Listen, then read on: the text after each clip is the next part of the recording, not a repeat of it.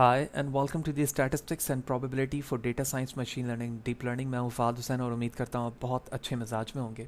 Stats के इस important sessions में आप जानेंगे कि वेरिएबल एंड रैंडम वेरिएबल क्या है, जबकि लास्ट सेशन पर हमने तफसीलन बात की कि variables and type of the data जो उस वेरिएबल में आकर सेव होते हैं, which mean qualitative and quantity क्या है, क्वालिटेटिव क्या है और उसके फर्दर क्या टाइप्स हैं। लिहाजा वीडियो को फर्दर स्टार्ट करने से पहले मैं बताता चलूँ कि इससे रिलेटेड प्रीवियसली जितनी वीडियो हैं वो मेरे यूट्यूब चैनल पर मौजूद हैं। आप फाद हुसैन CS से सर्च करने के बाद मेरे यूट्यूब चैनल पर आएंगे। इसके प्लेलिस्ट पर क्लिक करने के बाद आप इसके डिफरेंट डिसिप्लिन्स में मौजूद वीडियोस को वॉच कर सकते हैं और इसमें इस्तेमाल होने वाले जो भी कोड या फिर प्रेजेंटेशन स्लाइड हैं वो फ्रीली अवेलेबल है मेरे ब्लॉग fadhusaincs blogspot.com पर, जहां पर आने के बाद आप हम तमाम चीज़ों को फ्रीली डाउनलोड कर सकते हैं। लिहाजा अगर आप मेरे चैनल पर नए और चैनल को सब्सक्राइब नहीं किया तो जरूर सब्सक्राइब द चैनल, ताकि अपकमिंग वीडियोज़ के हवाले से आपको बर वक्त जानकारी मिले और इसी तरह की नई चीज़ें बर वक्त आसानी के साथ सीख सकें। साथ ही साथ आप मेरे ब्लॉग fadhusaincs blogspot.com पर भी मुझे फॉलो कर सकते हैं, ताकि जब भी यहाँ पर कोड अपलोड किया जाए आपको बर वक्त जानकारी उससे मिलती रहे। तो वेरिएबल्स एंड रैंडम वेरिएबल क्या है? जैसे लास्ट सेशन पे हमने जाना था कि एक्चुअली जो वेरिएबल है वो किसी भी करैक्टरिस्टिक्स, नंबर, क्वांटिटी और मेजर या काउंटेड नंबर को रिप्रेजेंट करता है और उस वेरिएबल के अंदर हम जो वैल्यूज़ को स्टोर करते हैं उसे हम डेटा आइटम कहते हैं, जिसकी हवाले से फिर हमने जाना था कि qualitative data and quantitative data के फॉर्म को हम उसके अंदर सेव कर सकते हैं। लेकिन स्टैट्स में एडिशनली हमारे पास एक कॉन्सेप्ट आता है जिसको हम कहते हैं कि random variable. So what is a random variable? A random variable is a set of the possible values from a random experiment. यानी एक ऐसी वैल्यू जो किसी रैंडम एक्सपेरिमेंट को करने के बाद आ रही है, वो वैल्यू हमारी रैंडम वेरिएबल कहलाएगी। फॉर एग्जाम्पल, आप कॉइन से टॉस कर रहे हैं तो रैंडम एक्सपेरिमेंट में आपने टॉस किया, टॉस करने के बाद कोई वैल्यूज़ आई तो वो आपका रैंडम वेरिएबल हुआ। इसी तरह से आप डाइस को रोटेट कर रहे हैं जिसमें 6 इवेंट होते हैं, कोई भी वैल्यूज़ आ सकती है 4, 5, 1, 2, तो जो भी रिजल्ट आया वो आपका रैंडम वेरिएबल हुआ।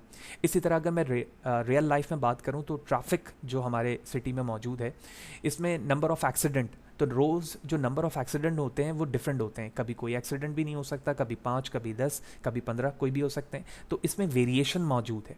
तो ऐसा रिजल्ट या ऐसा आउटपुट जो एक रैंडम एक्सपेरिमेंट के होने के बाद आ रहा हो, it's called a random variable. Let's see the example. Let's give them the values head equal to 0 and tail equal to 1 and we have a random variable x। यानी अगर हम एक कॉइन से टॉस कर रहे हैं तो हमने फर्स्ट टाइम जब टॉस किया तो टेल आया, तो इसका मतलब ये हुआ कि टेल की वैल्यू 1 हुई और हेड की वैल्यू 0 हुई, क्योंकि हेड नहीं आया था।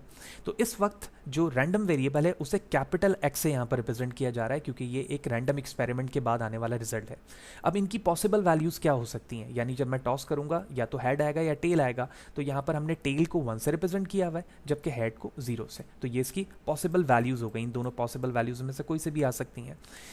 उसके बाद लिखा हुआ है रैंडम इवेंट। इवेंट एक्चुअली उस रिजल्ट को कहा जाता है जिस एक्सपेरिमेंट में जिस चीज़ को आप इस्तेमाल कर रहे हैं। जैसे अगर मैं डाइस की बात करूं जिसके 6 आउटपुट हैं तो उसके 6 इवेंट हुए, और अगर मैं कॉइन को इस्तेमाल कर रहा हूं तो कॉइन का मतलब ये है कि इसमें 2 रिजल्ट हैं, या तो हेड या टेल, और इसको कहा जाता है random experiment, random event.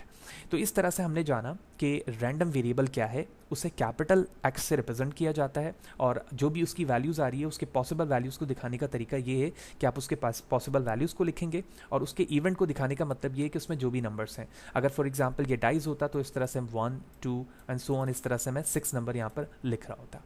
Real life में रैंडम वेरिएबल के जो यूजेज हैं वो बहुत जगहों पर इस्तेमाल हो सकते हैं। वो डिस्क्रीट के बेस पर भी हो सकते हैं और कंटिन्यूस के भी बेस में हो सकते हैं। तो डिस्क्रीट और कंटिन्यूस क्या है वो हम लास्ट सेशन पे डिस्कस कर चुके हैं। तो number of the items sold in a shopping mall, मैं कह सकता हूँ कि ये डिस्क्रीट रैंडम वेरिएबल है कि उसमें वेरिएशन मौजूद रहेगी। नंबर ऑफ द कस्टमर, किसी भी शॉपिंग मॉल में या किसी भी मॉल के अंदर जो नंबर ऑफ कस्टमर हैं वो वेरिएट करते हैं सीजन के हिसाब से, डेज के हिसाब से, डिस्क्रीट काउंट हो सकता है।